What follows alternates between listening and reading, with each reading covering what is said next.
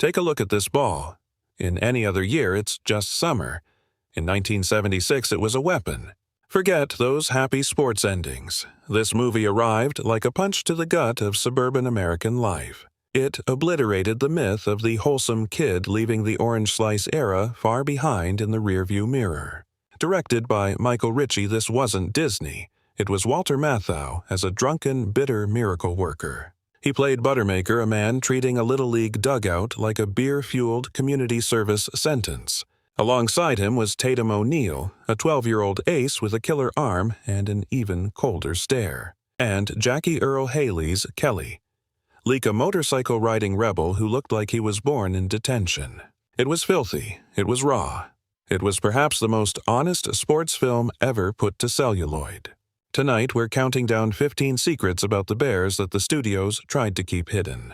Stick around for number 1, where an extra's mistake proves the team was actually destined to win. Before we dive in, like this video so we can keep bringing you these deep dive movie secrets. Subscribe to our channel if you miss the classics. Now, let's talk about number 15, Total Innocence. The biggest shock wasn't the scoreboard. It was the poison coming out of the mouths of children. Bill Lancaster's script didn't sanitize childhood. It let the kids be as messy as they really were. These 12-year-olds dropped lines that would leave 1976 audiences in a state of absolute shock. My shrink says that's why I'm fat. Imagine a kid saying that while reaching for a beer. Here's the crazy part, many of those kids didn't even know what they were saying on camera. The director hired real kids, not actors, then handed them a script dripping with adult-grade profanity. They memorized these slurs and curses like vocabulary words from some dark parallel universe of childhood. They delivered the lines with perfect timing, while their parents watched the filming in total silent horror. We aren't talking about darn. The script went for the throat with every jagged word available. It featured slurs and topics like birth control that would never survive a modern table read today. But the profanity served a purpose. It made these kids feel real neglected and frighteningly honest. These were children of the 70s raised by older brothers and the cold glow of late-night television. Number 14. The Establishment's Rage. Real Little League officials absolutely loathed what this movie represented. When it hit theaters, the official organization fled, wanting zero association with such a scandalous film. They banned their logos, which is why the team plays in a generic youth league instead. It was a legal move to hide from a movie that was essentially a beer-soaked mirror. The outrage spread to the bleachers as angry parents demanded local theaters pull the film immediately. They hated seeing adults portrayed as alcoholic maniacs who treated 11-year-olds like tiny professional prospects. "Proud of yourself," they'd sneer while the coach cracked another cold one in the 4th inning. Buttermaker wasn't a mentor. He was a bad influence who taught kids to cheat and talk trash. For some, this was brilliant satire. For others, it was a slanderous attack on American values. The pressure was real. Letters were written, and theater owners were harassed by furious moral crusaders. They feared that watching the Bears would turn every pristine baseball diamond into a miniature dive bar. But the filmmakers refused to blink, insisting they weren't corrupting kids, they were just telling their truth. And the public, they showed up anyway, ignoring the protests to see the movie for themselves. Despite the think of the children's speeches, it became a massive 1976 box office smash. People recognized those adults. They'd heard them in the stands and smelled the beer on them. Number 13. The Massive Pay Gap. Even on a kid's movie, old Hollywood rules still applied. Walter Matthau was the star, the veteran grump who gave the film its cynical cigar-chomping soul. In 1976, that meant a guaranteed payday of $750,000 up front. He also snagged 10% of the rentals, ensuring a fortune if the film actually succeeded. By the time the dust settled, Matthau had pocketed more than $2 million for his time. Then there was Tatum O'Neal, the actual heart of the story, who earned just a fraction. $350,000 plus 8% of the profits. That was her price. A legend in the making. She had an Oscar at 10, a child prodigy who could outshine every veteran on that set without trying. The real shocker, by 1976, she was out-earning the giants. She was a literal gold mine for Hollywood. A 12-year-old girl was the real draw more than Matthau himself that year. She carried the entire show. The kid doing the heavy lifting got half the pay of the guy napping in the dugout. Life is unfair. Thankfully, those back-end points turned into $32 million. It saved her bank account and her future. It balanced out, but the hierarchy was clear. Matthau was the name, but Tatum was the soul. Walter Matthau almost walked away. He didn't want anything to do with a pack of loud, messy kids. Before he was Buttermaker, he was skeptical. He feared the script would be too sugary for his taste. He hated cute. He was the king of the cynical world-weary losers of 1970s cinema. Plus, he wasn't even the first pick. He was way down the list for the studio heads. Imagine Steve McQueen or Warren Beatty in that dugout. They both passed on it for other projects. We almost got a suave action hero instead of a hungover, grumpy old man. History nearly changed. But instead, we got the guy who looked like he slept in a gutter. It was absolute perfection. The script was the hook. It was mean raw and completely devoid of any cheap sentiment. No heart of gold here. Just a man with a hangover and a loathing for suburban politics. He wasn't there to teach, he was there to survive. Like this video if you love his gritty honesty. The truth is softer, though. Matthau's own son was right there on the field with him. Turns out the child hater was actually a softie who loved every minute of the chaotic shoot. He became the blueprint. The cynical coach we all grew up loving. A true cinematic icon. Sometimes the third choice is the only one that truly matters. Fate works in mysterious ways. Jackie Earle Haley didn't just walk into the room, he roared in on a motorcycle uninvited. At 14, he was breaking the law just to show up, no mom's station wagon for him. He didn't have a license, but he had the attitude. He was Kelly Leak before the cameras rolled. The casting directors saw a kid who didn't care about rules. They saw their breakout star. He kicked the stand down and the role was his. Comment if you remember his rebel spirit. On screen it was a Harley. Behind the scenes a nimble Honda did the heavy lifting. They needed that insurance policy, but the legend of the bike remained untouched in our minds. It was more than a role. It was a 14-year-old kid acting like a seasoned parolee. Then there's Tatum. She didn't just act. She became a professional pitcher for this role. No camera tricks, no doubles. Just 3 months of grueling practice with a professional coach. That fastball. It was real. That icy stare. Pure, unadulterated talent from a young girl. It's why the movie still hurts. It wasn't polished. It was honest, dirty, and real. It shows us that fame has a price and sometimes the smallest players carry the heaviest loads. In the end, it wasn't about the game. It was about surviving the harsh glare of the spotlight. Lean in close and picture this a 14-year-old girl helmet tossed aside skidding into a Hollywood backlot like she was racing to beat a court date. This was the raw entrance of Tatum O'Neal, a young star about to breathe life into the sharp-tongued legend known as Amanda Whurlitzer. She didn't just stand there. She owned the space, mocking the boys on the field with a grit that felt way too real for a child. You have to realize she was already an Oscar-winning titan, but the dusty chaos of a baseball diamond was a foreign, unforgiving world to her. The director Michael Ritchie pulled her aside and offered her every shortcut imaginable from stunt doubles to clever camera angles. He told her they could fake the talent with movie magic, but O'Neal chose the hard road instead. Like this video, if you respect that kind of hustle. For 3 grueling months, she sweated under the sun with a professional pitching coach refusing to let her performance be a lie. She didn't want to act like a ball player. She wanted to feel the genuine heat of a fastball exploding out of her hand. When the cameras finally rolled, that violent snap of the wrist and that icy calculating glare from the mound were 100% earned. That brutal authenticity is why this film still bites today, reminding us that true greatness can't be manufactured. Comment below if you miss this era of cinema. Success required a safety net. Even then, producers craved a guarantee for their investment.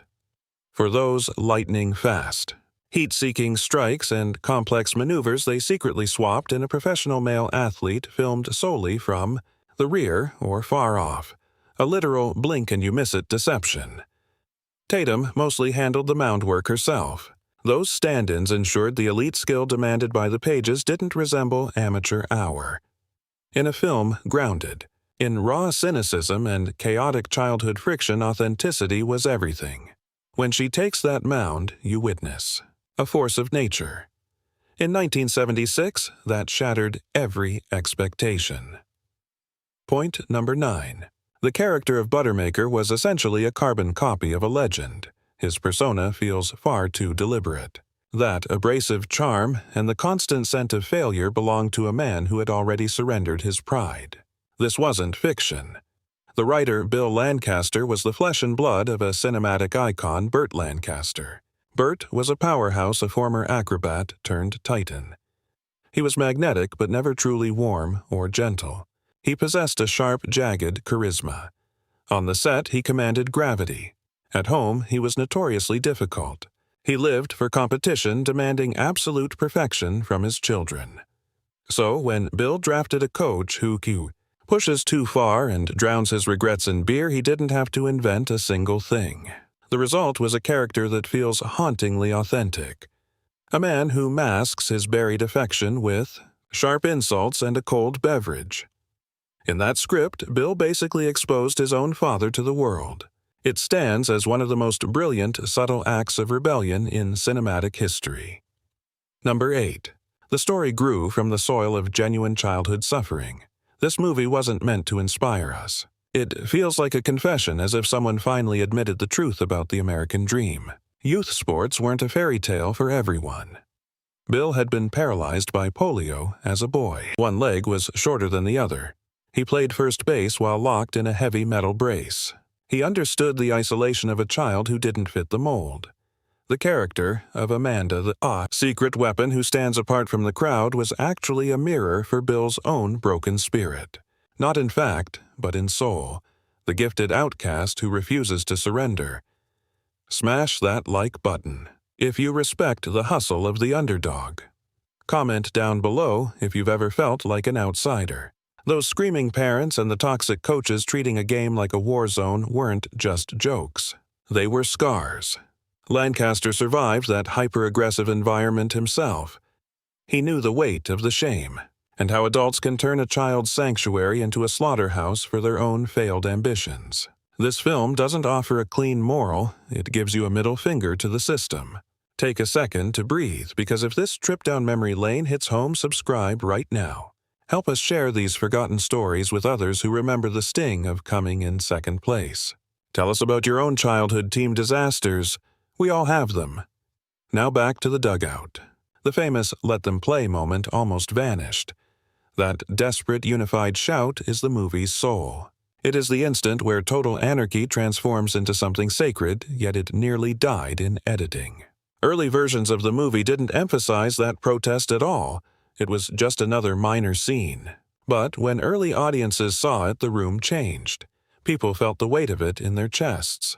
That chant struck a nerve. It wasn't about a game. It was about every child forced to watch.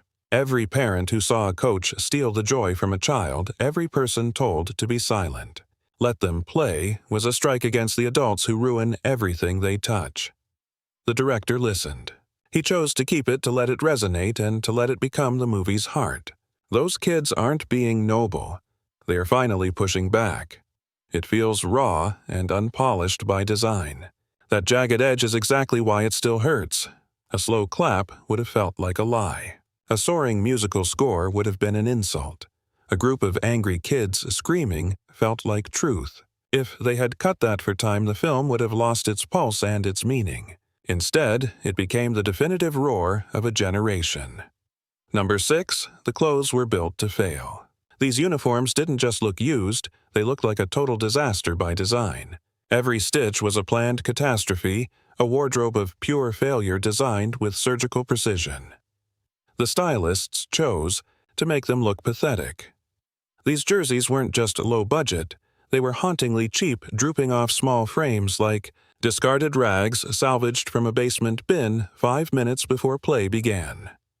This visual misery was the secret to their narrative power. Watching them stand beside the pristine Yankees creates an instant, jarring psychological rift. The difference is staggering. While opponents radiate professional grace, our heroes look like they scrambled together in some dark alleyway. That crooked logo looks slapped on as an afterthought. Yet, as the winds trickle in their threads, remain tragic. They stay crumpled and mismatched. A wardrobe never meant for the spotlight. But seeing these kids in garbage tier gear outplay the giants in their holy white pinstripes hits 10 times harder. It proves you don't need silk to win. You just need a chip on your shoulder. Let's talk about that scandalous finale. That infamous beer scene would never survive modern censors. There is no trophy, no wholesome lesson, and 0 polite handshakes at the end of this gritty journey. Instead, they pop cans.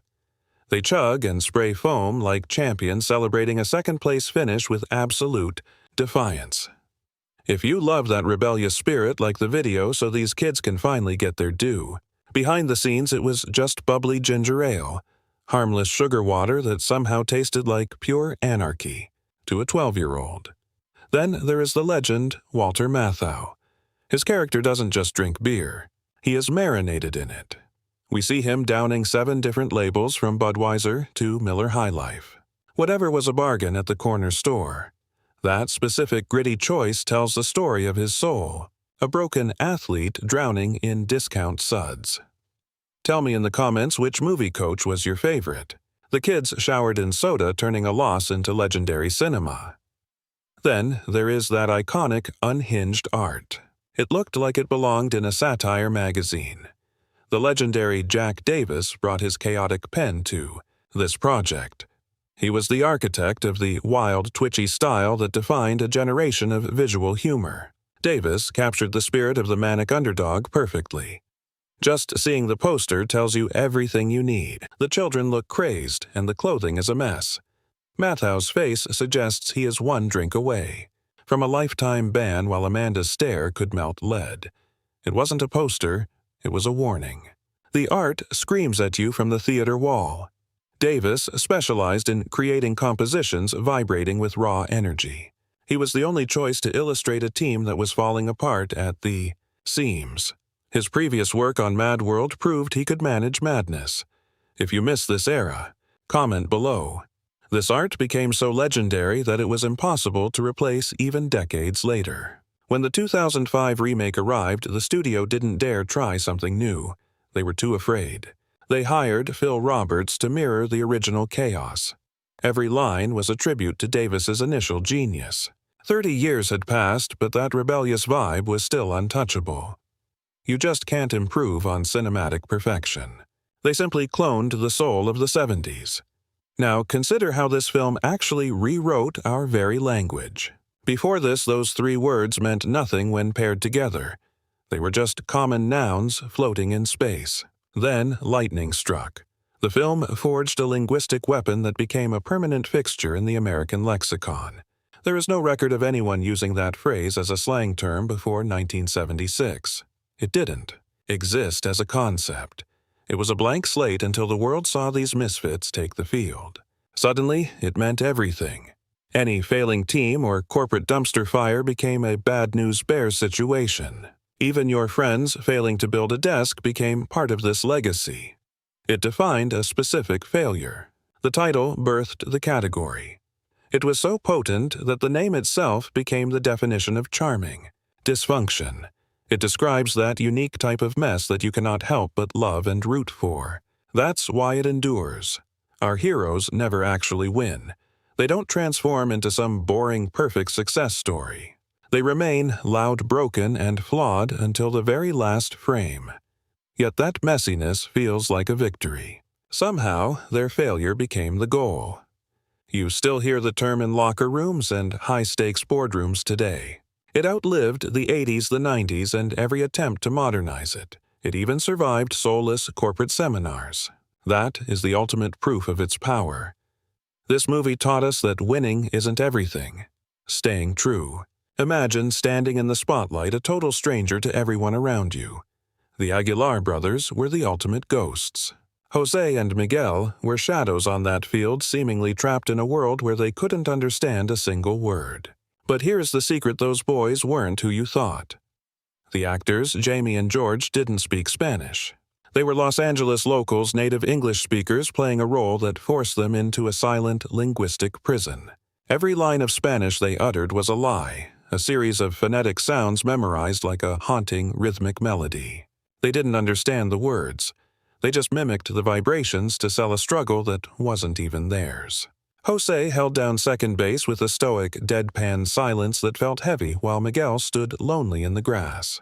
His strike zone was a tiny target, a microscopic window that made the world feel even smaller for his character. Yet, off-camera, the isolation vanished.